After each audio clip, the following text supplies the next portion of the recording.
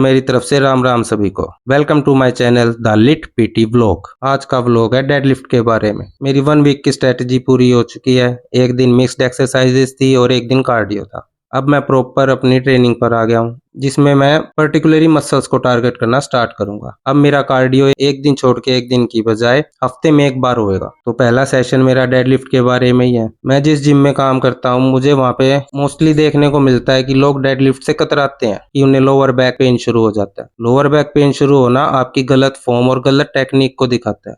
Deadlift तो एक ऐसी एक्सरसाइज है जो आपको सबसे ज्यादा इफेक्ट देती है, आपके स्ट्रक्चर को सबसे ज्यादा इंप्रूव करती है, स्ट्रोंग करती है, स्ट्रेंथन करती है।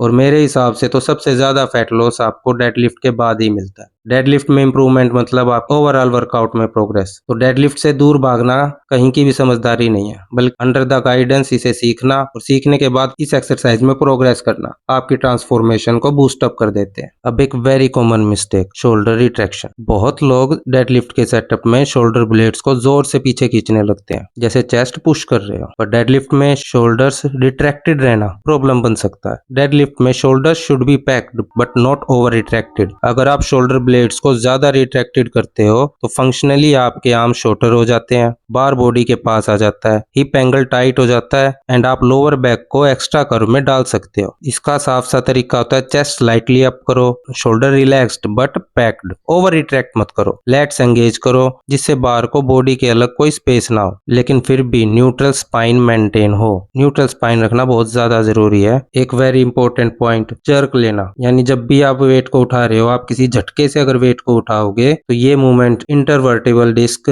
लोअर बैक मसल और हिप ज्वाइंट सबसे हार्मफुल स्ट्रेस डालता है। इससे इंजरी हो सकती है, लोअर बैक स्ट्रेन हो सकता है, डिस्क हर्निएशन हो सकता है, लेग में पेन स्टार्ट हो सकता है, हिप और हैमस्ट्रिंग्स ओवरलोड हो सकते हैं जिससे टीयर भी हो सकता है। तो no jerking, no sudden snap. अगर वेट नहीं उठ रहा है तो वेट कम करो, फॉर्म पे फोकस करो। डेडलिफ्ट एक high intensity heavy compound lift है, जिसका मतलब है कि वर्कआउट के बाद भी आपकी बॉडी ज्यादा कैलोरीज बर्न करती है। इससे इपोक मतलब excess post exercise oxygen consumption का इफेक्ट मिलता है। बॉडी ऑक्सीजन को रिफ्यूल करने, लैक्टिक एसिड क्लियर करने, मसल रिपेयर करने के लिए ज्यादा टाइम और एनर्जी यूज करती है। इसका मतलब जिम के बाद भी मेटाबॉलिज्म हाई रहता है। फैट लॉस और मसल ग्रोथ दोनों में हेल्प मिलती है अगर आपकी डाइट कंट्रोल हो। अगर आपका पोस्चर अच्छा है तो आपकी कोर स्टेबिलिटी इंप्रूव हो जाती है। साथ में कोर, स्पाइनल इरेक्टर्स और पोस्चर मसल्स का डेवलपमेंट भी होता है, जिससे आप स्ट्रेट खड़े होने लगते हो। जब आप डेडलिफ्ट हैवीज में इंप्रूव कर लेते हो तो बाकी एक्सरसाइज जैसे स्क्वाट, बेंच, इवन पुशअप्स में भी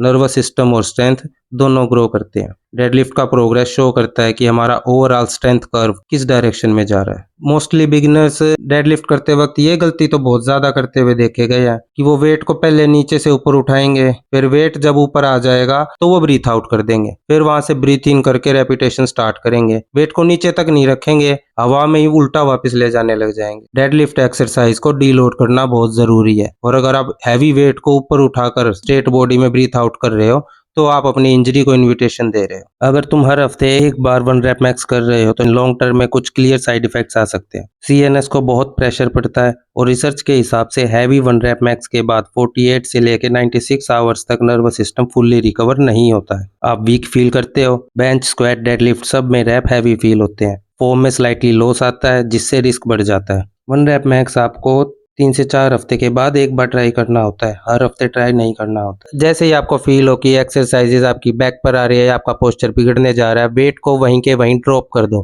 अगर वीडियो अच्छी लगी हो तो वीडियो को लाइक शेयर जरूर कीजिएगा और चैनल को सब्सक्राइब करना बिल्कुल मत भूलिएगा। आपके आसपास कोई बिगिनर हो तो उसके साथ ये वीडियो जरूर शेयर कीजिएगा। तो बने रहिए मेरी लाइफ ट्रांसफॉर्मेशन में, मेरे channel the lit PT blog में।